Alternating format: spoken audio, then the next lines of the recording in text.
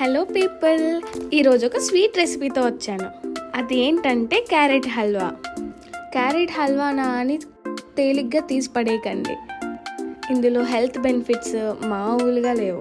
Vitamin A, B, C, కే మన skin హెల్త్ని improve చేస్తుంది, హార్ట్ హెల్త్ని ఇంప్రూవ్ చేస్తుంది, డైజెస్టివ్ సిస్టమ్ని ఇంప్రూవ్ చేస్తుంది. మొత్తానికి చెప్పాలంటే ఈ వింటర్ సీజన్కి సరైన ఒక ఇమ్యూనిటీ బూస్ట్లా పనిచేస్తుంది. సో మరి లేట్ ఎందుకు, ప్రాసెస్ చూసేద్దాం. ఫస్ట్ గీ వేసుకొని, గీ హీట్ అయిన తర్వాత ఆల్మండ్ ఇంకా క్యాష్యూ నట్స్ వేసుకోవాలన్నమాట. అవి బాగా గీలో రోస్ట్ అయిన తర్వాత తీసుకొని పక్కన పెట్టుకోవాలి. తర్వాత మళ్ళీ కొంచెం గీ వేసుకొని క్యారెట్ తురుము వేసుకోవాలన్నమాట. ఈ క్యారెట్ తురుము ఎంత చిన్నగా ఉంటే అంత మంచిదన్నమాట. లేదంటే కొంచెం పెద్ద ముక్కలు ఉన్నాయనుకోండి, కొంచెం సరిగ్గా ఉడకదు, పచ్చి పచ్చిగా అనిపిస్తుంది. ఇలా క్యారెట్ 50% కుక్ అయిన తర్వాత అందులో ఒక కప్ ఆఫ్ షుగర్ యాడ్ చేసుకోవాలి.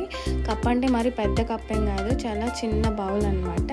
నెక్స్ట్ ఇందులో మిల్క్ కూడా యాడ్ చేసుకోవాలి. మిల్క్తో బాయిల్ చేస్తామన్నమాట క్యారెట్ని. అది బాగా మిల్క్లో కుక్ అయితే మంచి టేస్ట్ వస్తుంది క్యారెట్ హల్వాకి. ఒకవేళ మిల్క్ ఇష్టం లేని వాళ్ళు ఉన్నారంటే కొంచెం వాటర్ కూడా పోసుకోవచ్చు. ఇలా మిల్క్ యాడ్ చేసుకున్న తర్వాత దానిపైన ఒక మూత పెట్టి దాన్ని బాగా కుక్ చేయాలన్నమాట, ఒక 10 to 15 minutes. ఆ తర్వాత కొంచెం ఇలాచీ పౌడర్ యాడ్ చేసుకోవాలి. ఇలాచీ ఇంకా మిల్క్, క్యారెట్ ఈ అరోమా వస్తుంది, చాలా బాగుంటుంది. ఇలా మనకి కనిపిస్తున్న వాటర్ కంటెంట్ అంతా బాయిల్ అయిపోయి కొంచెం థిక్గా అయ్యేంత వరకు మనం అలా బాయిల్ చేసుకుంటానే ఉండాలి. ఇప్పుడు నేను ముందుగా రోస్ట్ చేసి పెట్టుకున్న క్యాష్యూ నట్స్ ఇంకా ఆల్మండ్స్ యాడ్ చేస్తున్నాను. ఆల్మండ్ ఎంత బాగా రోస్ట్ అయితే అంత బాగుంటుంది, నిజంగా చాలా బాగుంటుంది.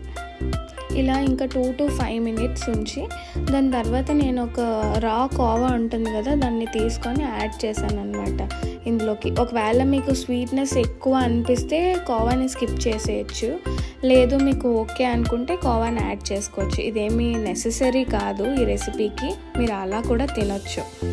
నేను కానీ ఇక్కడ కోవాని యాడ్ చేసుకున్నాను అనమాట. ఇలా వేడివేడిగా కన్నా కాసేపు ఫ్రిడ్జ్లో పెట్టుకొని తింటే చాలా బాగుంటుంది. మీరు లేట్ చేయకుండా వెంటనే దీన్ని ఒకసారి ట్రై చేసి చూడండి. ఐ హోప్ ముఖ్యంగా నా బ్యాచిలర్ తమ్ముళ్ళు ఎవరైతే ఉన్నారో వాళ్ళు దీన్ని ట్రై చేస్తారని. బ్యాచిలర్స్ అయినంత మాత్రాన మీరు ఇలాంటి ఏం ట్రై చేయలేరు అన్నట్టు ఏం కాదు. మీరు ఇంట్లో వాళ్ళు చేసి పెట్టాలని ఏం లేదు, మీరు కూడా చేసుకొని తినొచ్చు. Thanks for watching.